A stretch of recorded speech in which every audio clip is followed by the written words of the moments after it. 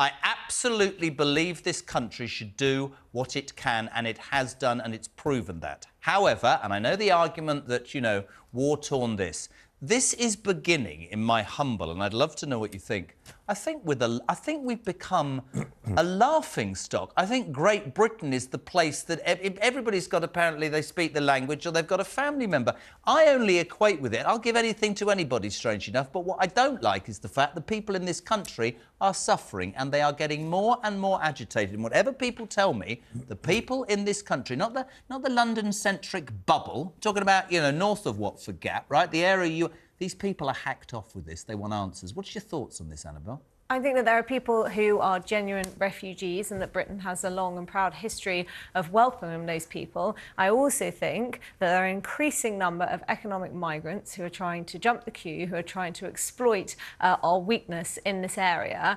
And ultimately, it's a tale of complete Tory failure, that they've actually been looking to the sky gods and praying for bad weather. The rest of us have been hoping that the sun might shine this summer, but I think Tory politicians have been praying for rain and choppy seas. Well, now we've got clement conditions. We're going to see rising numbers of people crossing the Channel, and the idea, you know, at the start of the year that Rishi Sunak was going to stop the boats is increasingly looking like it was for the birds. The Tories are very low on options here. They've had various wizard wheezes. They've recycled old plans like sending migrants to Ascension Island. He can't get them to Rwanda. I think there's an expectation that their appeal at the Supreme Court will not be successful. I fear now that we're in a situation where either we accept that we have open borders, we make it more easy for people to come here and work here, or we have to consider properly leaving the ECHR, leaving the Geneva Convention, turnbacks, and ensuring that we thoroughly, once and for all, stamp out the people smuggling trade. Mike?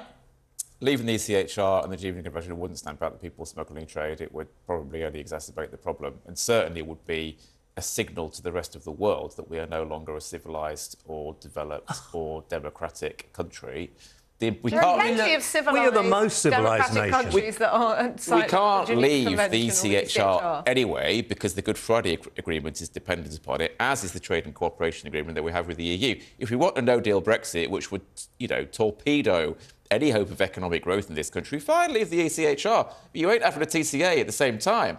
You also don't have a Good Friday Agreement. What does that mean for the future? Open borders, Mike. No government is going to make that choice. We don't have open borders. Do you want open borders? No, I don't want open borders. Well, what will you do if you come into power? I don't know anybody that wants open borders. Well, no, but it seems the Labour Party do. No, they don't at all. Well, what are they going to do about it? They will process asylum claims, so we no longer have tens of thousands of people. And how are we going to afford to do that? How are we going to afford employ to do a few that? people in homeless? We're spending $6 million a day housing asylum seekers because we're not processing claims. But most of the civil servants are If you take some of that lefties. money and you start processing asylum claims, then you don't have to So what spend are you $6 going to million do a about day it? Just you that on Labour will be housing any better people. than the Conservatives. It's not as though they're not trying to process these people, They're and yet not there are trying. 170,000 They've been solution. underemploying people, as in not employing enough people, for years and Do years, you under think we Theresa need May, more under people Priti working Patel, for and the under Home Office, Braverman. more people working in the public sector? You should, of course, have...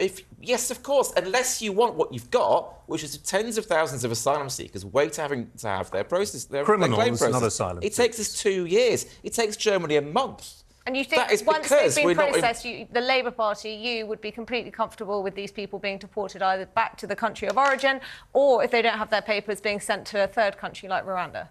As long as there's a safe human rights record there.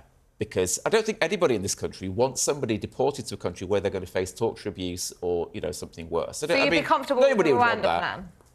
No, I wouldn't be comfortable with the Rwanda plan. Have you got proof of that? Because Rwanda is not a safe country. Yeah, but do you have proof of that? Because people who go to Rwanda say it's a lovely country, and I mean, there's a track record of them mistreating refugees, basically. But about 75% of claims, when people actually get to put their claim forward, are accepted as actual genuine asylum seekers. So they're then allowed to stay in this country as refugees. They get somewhere to live. They can get a job. They can contribute to society. That's a good thing. The other 25%, yes, they should be returned to where they came from or a safe third country. How would you do that? That does not be Rwanda. How would you do that with the amount of immigration lawyers who just spin it out, spin it out, spin it out? I feel like doing a commercial, right?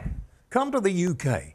We'll give you free accommodation, free money, free food. It's the best place to come. Well, I personally think asylum seekers should be given the right to work and should be required to work. Criminals.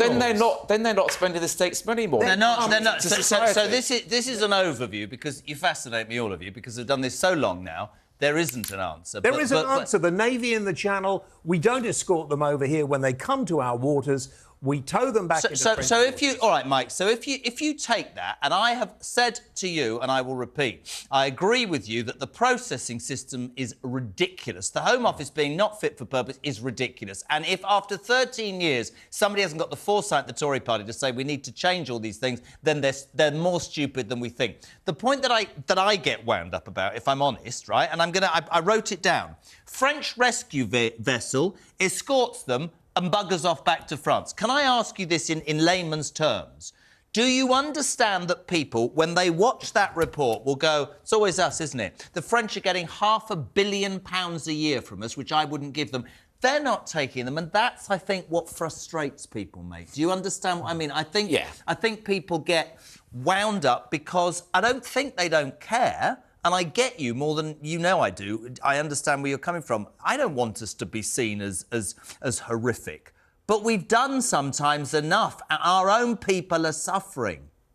Our own people are suffering, but that's a separate problem from the fact that we've got an asylum system that doesn't work. This government has shown no interest in helping the poor. There are 6 million families in this country now living in poverty. These are mostly men. Child poverty has skyrocketed under this government. The government shows no interest. Has never shown interest in fixing it. They also show no interest in helping refugees and asylum seekers. Mostly the men. common factor is they don't care about helping people, and they don't care about helping poor people. Whether they're whether the 45,000 people coming over here last year, we're not a welcoming country to these people, then why would they make a perilous journey from France, where they are safe, to come to the UK? We are one of the most generous countries in the world. When there's a disaster, one example. Just said when there's when there's a natural disaster, say there's an earthquake or something like that, the British people put their hands in their pockets more than pretty much any other nation in the world. Absolutely right. That's because we are generous-hearted. People are also generous-hearted towards asylum seekers and refugees. They just want to make sure they are not asylum seekers. They're paying criminals to come here. Would it be fair to say? Even this government that says it's 75% of them are. Just to finish with Annabelle, because is it fair to say that one of the biggest problems with this debate is that, no disrespect, they're all refugees. No, they're not. They're all... No, there's got to be a system that says that we... absolutely, as the United Kingdom, should take genuine refugees. But there also has to be something that says, hold on a minute, we're skint and we feel you're beginning to take the whatever. Very quickly, Annabelle, do you agree with that? Yes, I do agree with that. I think there's a mix. We have a higher approval rating than many other countries because we have things like the Modern Slavery Act that are very difficult for human rights lawyers and for so-called asylum seekers to abuse. These are the sorts of laws that have to be addressed, have to be potentially repealed in order that we have a system that allows the genuine refugees who are fleeing persecution, who are fleeing war-torn countries to come here and to ensure that economic migrants Gentlemen, ladies, the visa route. I've got to go. Don't think me wrong. It's a fascinating debate.